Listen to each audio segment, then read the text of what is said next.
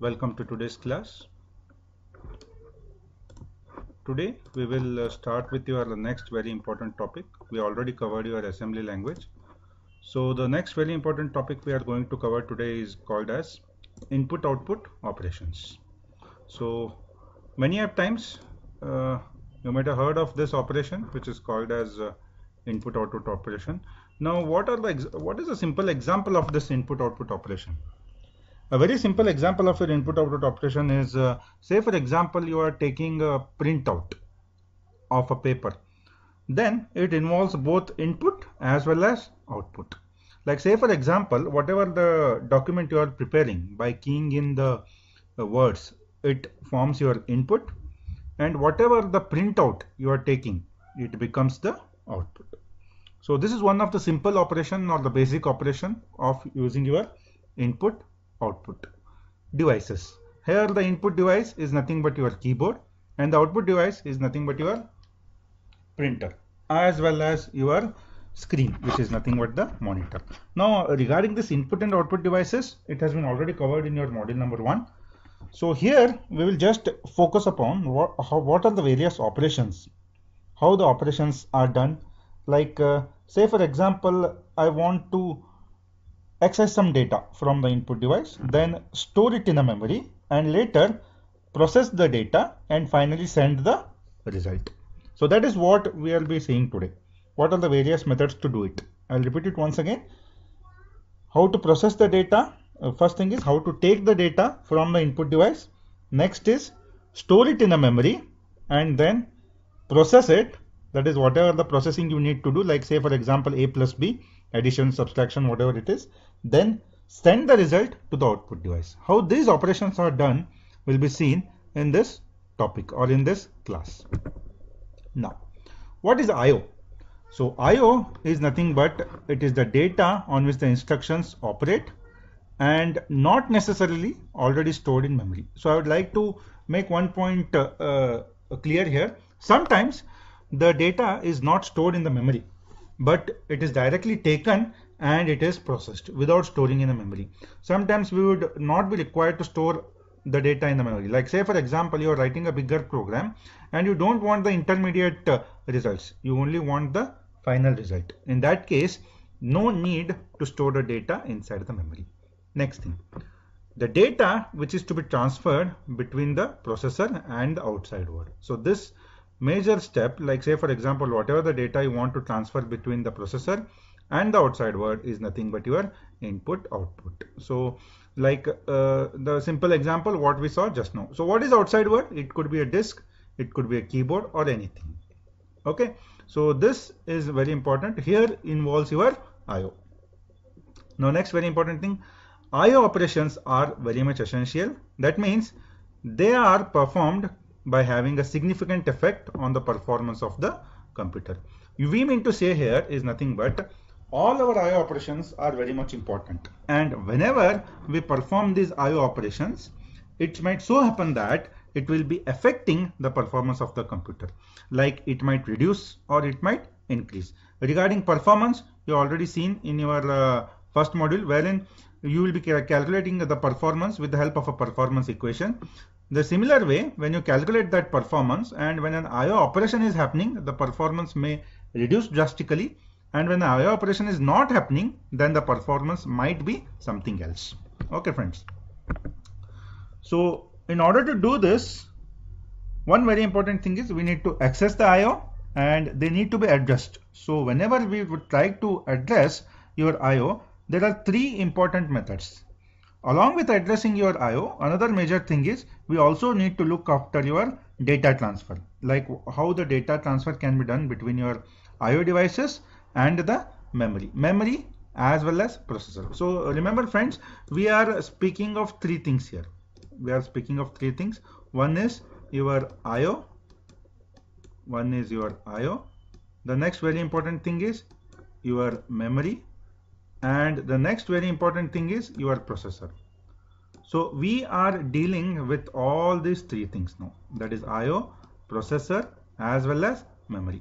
So when we deal with these 3 things, the first thing we need to address is how these I/O devices can be taken care of, how these IO devices can be connected. Next very important thing is how these IO devices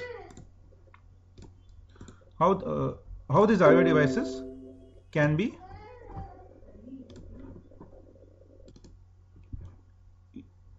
so as I was speaking of, your whole IO will be dealing with three important things. Which are these three important things? One is your memory, the other one is your input output devices, and the third one is your processor. So we need to interact with all these three devices. So if you want to do this, you need to address two aspects. One is how these can be accessed, one thing. The other thing is how to transfer the data from the IO and your say memory, or it could be your processor.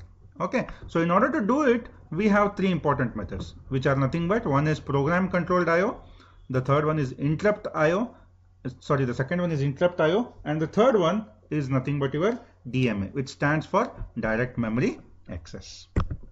Now, first we'll touch up upon your IO mapped or standard IO method. So here, what we'll be doing is in your IO mapped or your standard IO method, here the input output devices are considered as different entities. Like say for example, I have a keyboard, I have a mouse, and I have a printer. All these are considered as different entities. Therefore, we cannot use your normal instruction. Like say for example, if I want to move something from your IO device to a processor. Say for example, this is my IO device. Say for example, this is my IO device, right? And I want to move something from this IO device to the memory. Or the best example is we'll take to the processor. Okay, so if I want to move it, or whenever move is nothing but what now? We use MOV. Move is nothing but what? I want to copy from this IO device to your processor. So whenever I want to do it, I cannot use my normal instruction, which is your move. In this case, we need to use your special instructions, which are called as in-out instruction. Okay friends, so this is the major thing when you consider your IO devices as a separate entities. You cannot use your move instructions, but you have to use your in and out instructions. Now, so if this method is used in your assembly language to access in your IO devices, then we come across your today's computing system. I mean to say, in all our today's computing system, we are using this type of IO device method. Okay, so therefore this forms the major thing, that is using your IO mapped method, we have designed most of our today's computers. Okay, now usually your IO space, that is the amount of space your IO devices takes, is somewhere around 65 KB space. That is, say for example, if I have a keyboard and that keyboard will be having a buffer, then that is of space of 64 KB. Then this 64 KB can be accessed with the help of a 16-bit address. So remember this friends, all your IO devices will be having some buffers. What is a buffer? It is a storage method. That storage method usually will be of the space of 64 KB. Now, if I want to access this 64 KB, I require your 16-bit address lines. That is what it means by this point. Now, when we use this IO mapped method, one major advantage is there will be no conflict. What is the meaning of no conflict? I told you in the beginning of this, while we were discussing this method, that there is no conflict. There is no conflict. It means that between the IO and your processor, there will be no competition. If there is no competition, then there will be no conflict. No conflict means what? There will be no demands to access the processor immediately. Like say for example, I have a IO device and I also have a processor and I have a memory, right? Now this processor will be accessing your memory, right? Even your IO device will be accessing your memory, right? Now in this method, in your IO mapped method, there is no conflict, there is no competition between your IO and processor to access your memory, because your IO is not going something like this. Through one line, it is not going to memory. Whereas here, it is going something like this. Through a separate line, it is trying to access the memory. Therefore, it is considered as a separate entity. That's why there will be no conflict between your processor and your IO device in this method, in this particular method. Okay. So we'll finish off this method here. Next comes is nothing but your program controlled IO. Here, in order to understand your program controlled IO, we'll try to take an example of a processor and along with the processor and a display unit.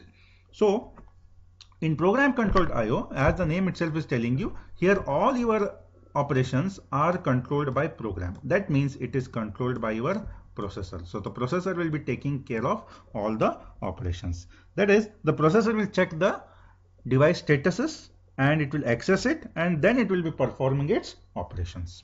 Okay friends, so this is very much important. Now let us say an example of reading a character from a keyboard, and then we'll try to display it on the screen. So this example we'll take wherein you need to read from a keyboard and display it on a screen. So always remember, the rate of data transfer between your devices is very much varying. Like the speed with which you are typing your input is very less, right?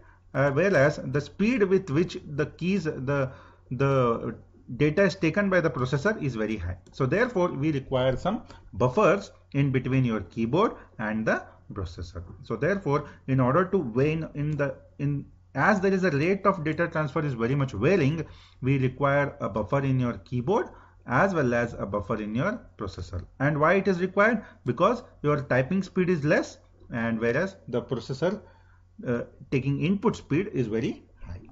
Okay friends, now so this is what has been told here. Since there is a difference in speed, we need to synchronize it, and if I want to synchronize the transfer of data, I require your what now? We require the buffers. Okay, so a solution is what now? The processor sends the first character and then waits for the signal. So the processor will be sending the first character, then it will wait for a signal from the display, and once it has been received, then what it will do? It will send the second character. So along with the buffer, you also need to have a feedback mechanism. You need to have an acknowledgement mechanism wherein your display will be trying to send a acknowledgement to your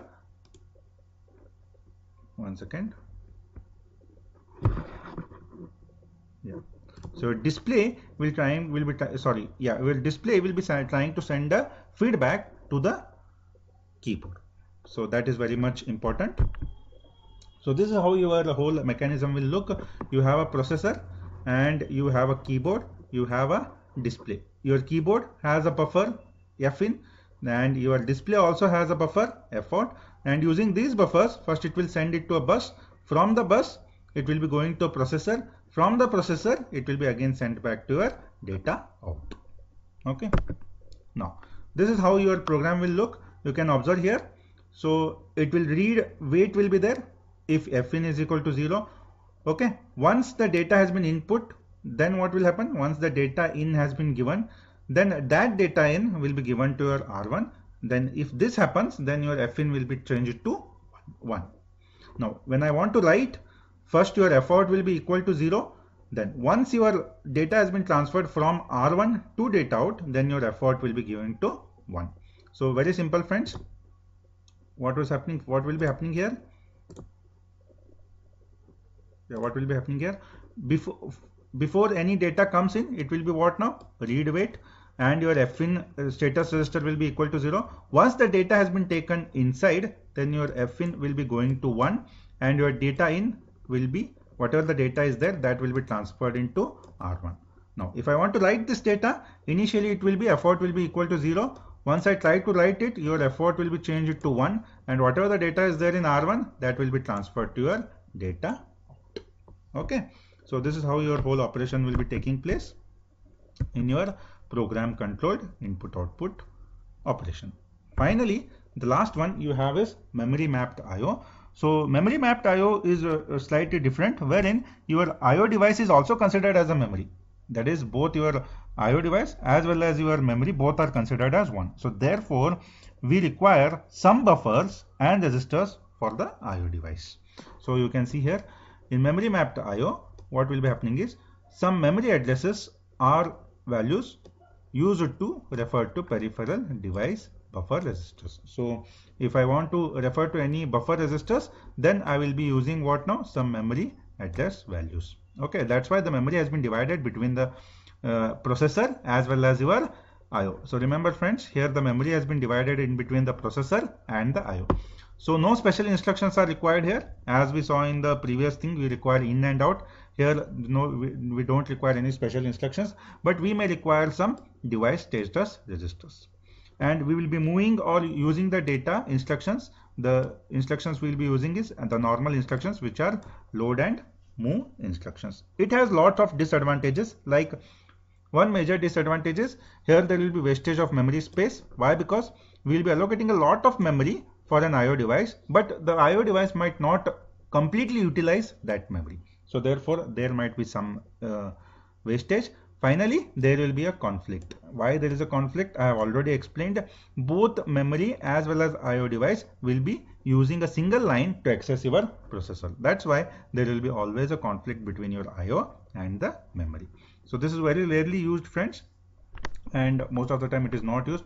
Most of the times we will be using either your program controlled IO, or we will be using your very famous one, which is nothing but IO mapped or standard IO system. So friends, this is here I will be ending my today's class, wherein we have completely covered your IO devices. In the next class, I'll try to go to your stacks. Okay, thank you for watching, and if you have any doubts, you can always call me or WhatsApp me on my number. So I hope you already know my number. In every class I show you my number. So this is my WhatsApp number as well as